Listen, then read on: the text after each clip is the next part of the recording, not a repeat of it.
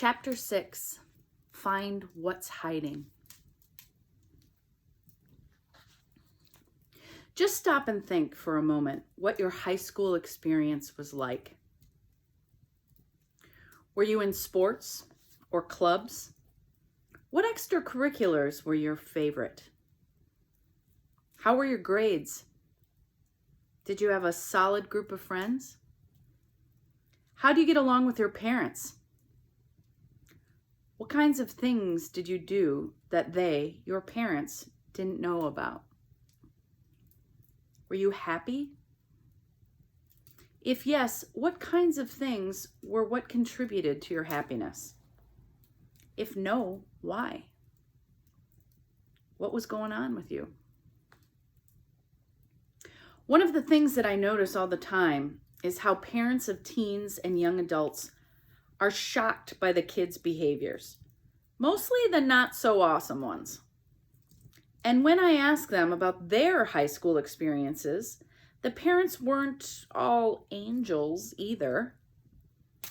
Many of them got in some lightweight trouble as a teen and or young adult, yet are shocked to discover that their own kid lied about where they were or who they were with, or got caught drinking or smoking pot, or picked a fight with their parents and are generally pissy most of the time. Now, in no way am I saying cutting should be normalized like some of the other behaviors one might expect as a teen and young adult. Truly.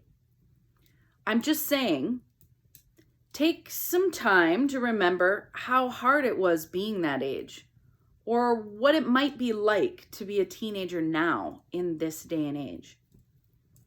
These kids are stressed out. I had no idea that so much of my job would be teaching people to lighten up and have some fun. I love that, but I thought it would be reining them in more, not opening them up as much as I do. Whether it be age differences, regional differences, and or other factors I'll get into, it appears that this generation of young adults has more opportunity, access, comforts, and a whole lot more worries. The difference in generations aren't as important, I don't think, unless we don't understand the differences in stressors of the generations. And if your kid is cutting, something is definitely stressing your kid out past the point where they are equipped to handle it. Since not disclosing personal information to parents is somewhat of a teen and 20s hallmark of any generation, I'm going to tell you now, there is stuff you don't know. Let's get into that so you can start to make educated guesses on what it might be. Then you can sit down and ask your kid what's up with them. If they won't talk to you, you can guess and tell the clinician they will soon see. More on that later.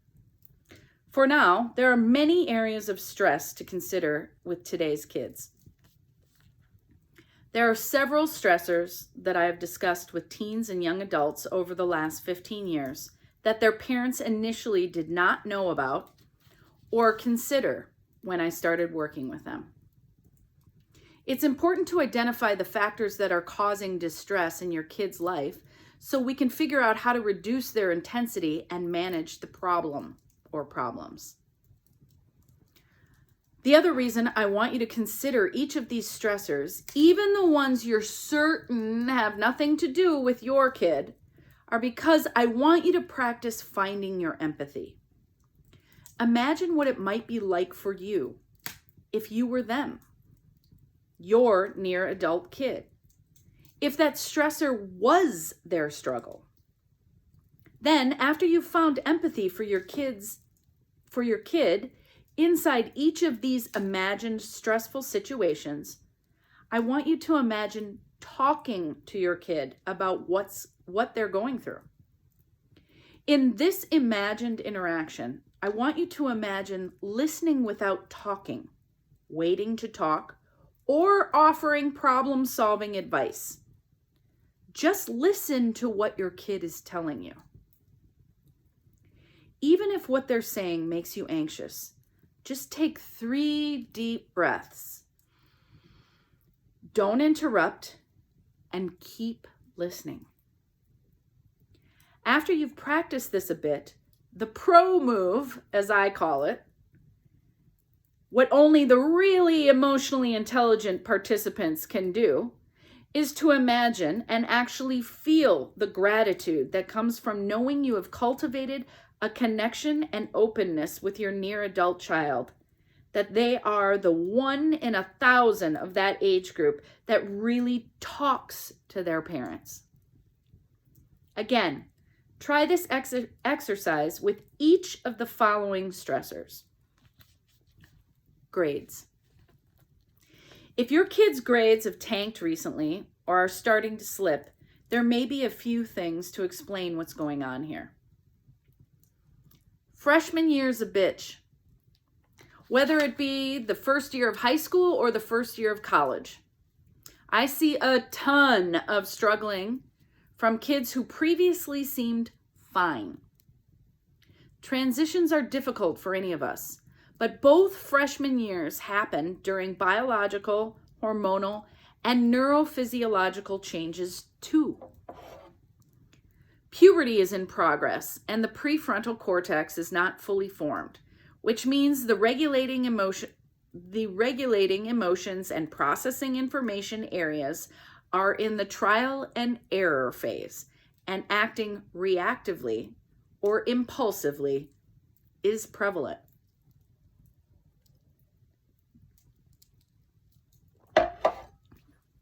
These biological changes of the human animal are to be considered when evaluating all these potential stressors, but especially in respect to grades and anxiety caused by the newness, which are hallmarks of the freshman years.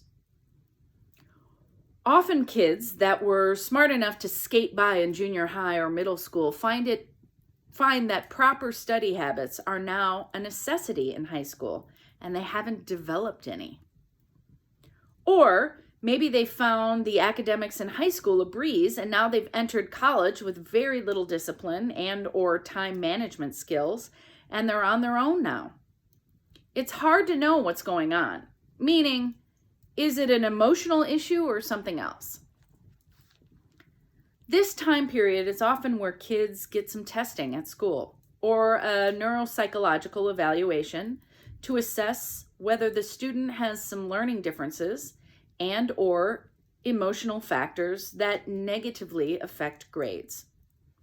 I see a lot of UC Berkeley first years come in having been valedictorian of their small high school and find that their new pond is full of former big fish just like them.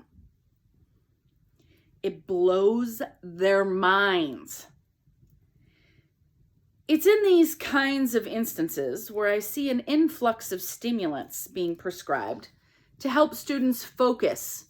And I would just strongly advise you not put your kid on any form of speed without a neuropsych battery with someone with experience who's not afraid to say no to you. Long-term stimulant use by people who do not have ADHD, ADD, can cause serious problems down the road. It seems, too, that despite the fact that a rule out of an anxiety disorder is required to give an ADHD, ADD diagnosis, professionals are handing out stimulants like candy, especially to privileged families of historically high-achieving young adults. I've seen that lead to lots more messes that need cleaning up down the road. Tolerance, addiction, selling or giving it away, manic episodes, and kids just not believing that they have the capabilities to be successful without it long after they haven't needed it, if they ever did. The other stressor I see around grades is perfectionism. So many young adults today have forgotten that a B is above average, literally. Bs are more often viewed by this age group now as might as well have failed. They are obviously getting messages from somewhere that it's A's or nothing, and they think about their grades constantly, which is both caused by and causing anxiety. Even if you think, not my kid, because their grades have been mediocre for a while, maybe forever, check in on what their actual capabilities are by getting an assessment. One of the major coping tactics used by young adults who believe it's an A or nothing is not trying before they can fail. Yep. If a kid was thought of and or called smart when they were younger, they often perceive that any task that requires any amount of effort threatens their view of themselves as smart, because smart people don't struggle, right? This tendency to give up without trying is more prevalent in females. There is a fascinating TED Talk by Rashima Sujani about teaching girls bravery over perfection. Of course, there's nothing wrong with doing one's best and striving for excellence and achievement. But sometimes setting the bar too high can be so overwhelming to a young adult, in fact, anyone, that it causes paralysis. The kid doesn't have a clue where to start, so they don't. In cases like that, the only effective thing might be to lower the bar, perhaps even to below their former or believed capabilities, to a place the student feels confident in their capabilities, and then build up from there, a slow but steady pace. There's more to life than grades. However, this treatment strategy often leads to optimal achievement of the student, whatever that is for them. Don't get me wrong. I think most kids ought to be afraid to come home with D's and F's. But a C every once in a while isn't going to keep them out of a good college. And if they do get a lower grade than you and they believe they are capable of, start with discussing why. And maybe think about getting them assessed before assuming it's laziness. Note, I don't believe in laziness as it is widely thought of and used. I believe what we call laziness is a behavior that results from one of two unmanaged emotions. Can you guess which ones? The first is fear, the paralysis that comes with overwhelm. I don't know where to start, so I don't. And the second is anger, which we'll get into later, which comes out as F you, I'm not doing that. The lazy person may not be able to define which one it is, or even that it is emotionally driven, and lazy ends the exploration of that before it even begins. Social. This one might have been mentioned first because it's debatable which is more important to teens and young adults, grades or friends. There are few things that'll knock a kid down faster and lower into a funk than shit going down with friends at school. This probably seems obvious to you, but I've actually been on the phone with a worried dad that said to me, it actually seems like the teen cares more about hanging out with her friends than getting good grades. Well, duh. Friends are everything in high school, and they have a huge impact on college life and beyond. Strong positive connections with people are now being linked to life expectancy, optimal cognitive functioning, less illness, and an increase in quality of life. Now, I think there's a lot of back and forth, high drama, and their friends and now they're not, now they're friends. And if you agree with what I strongly suggest I gotta go back. Now, I think there's a lot of back and forth, high drama, and they're friends and now they're not. And if you agree with that, I strongly suggest you keep that to yourself or your kid will never again tell you another problem they have with a peer. Remember your validation statements. Just ignore them or kill them with kindness is not a validation statement. Remember, you don't have to agree. You just need to meet them where they are and continue to listen. That sucks, or that doesn't sound very kind, will work. You may even attempt a guess at their feelings in a validation statement like, seems like you're angry about that. But beware the guess that misses the mark or hits the mark while they're not ready for that truth. It could backfire. Don't push it. Just regroup with something like, okay, well, how do you feel about it? No biggie. Back to listening. Because along with what seems to you like nonsense and drama, you may pick up some little tidbit that tips you off to some real distress your kid is experiencing. And males, even those who now identify as male, are socialized to bottle up most negative feelings besides anger and need to be encouraged to talk about their feelings around socializing. Their distress may present differently, like escaping into video games, some with others online. And if you show some genuine interest in the game, the thing that is important to them, and you get into open conversation, you may again pick up some clues as to interpersonal conflict that's affecting them negatively. You'd be surprised how much relationship troubles affect males too. And every young adult experiences intense sadness when a romantic relationship ends. So by the time that happens, you want to have established some level of open communication because your kid is probably experiencing a heartbreak that is so real and intense for them that that's where other problems they might have been having can all accumulate into a crisis. Self-harm and breakups go hand in hand for young people. Cutting may be more prevalent in females and those who identify as female, but self-harm is as common in males.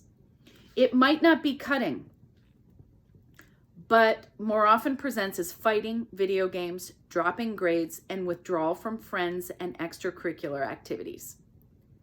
Even though you may not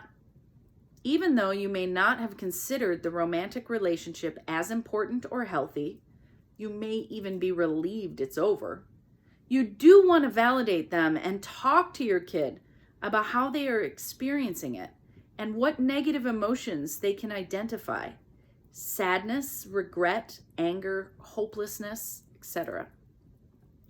A willingness to actively listen to your kid may reveal to you that they are being bullied at school. As you probably know, bullying is no longer limited to boys beating up other boys and stealing their lunch money. The varied forms and levels of bullying that go on for kids is alarming. Physical fights do still go on and are not limited to one gender, or any gender for that matter. Fighting can be groups or several Fighting can be groups or several on one or one-on-one. The fighting can be driven by many different factors: gender, lack of gender, race, sexual orientation or fluidity, or physical, learning, cognitive differences.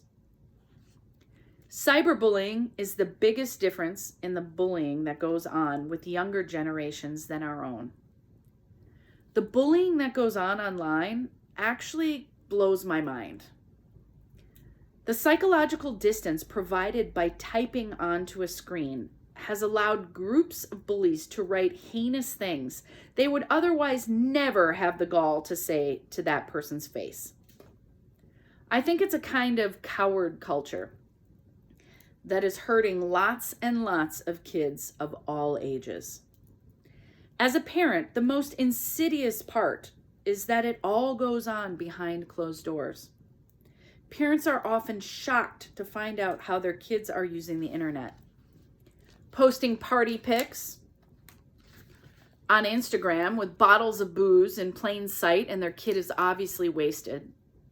Finstagram, which are fake Instagram accounts where often college-age students post more intimate things, including but not limited to how much they are struggling with suicidal inclinations, in kind of an emo glorification of mental health diagnoses and struggles.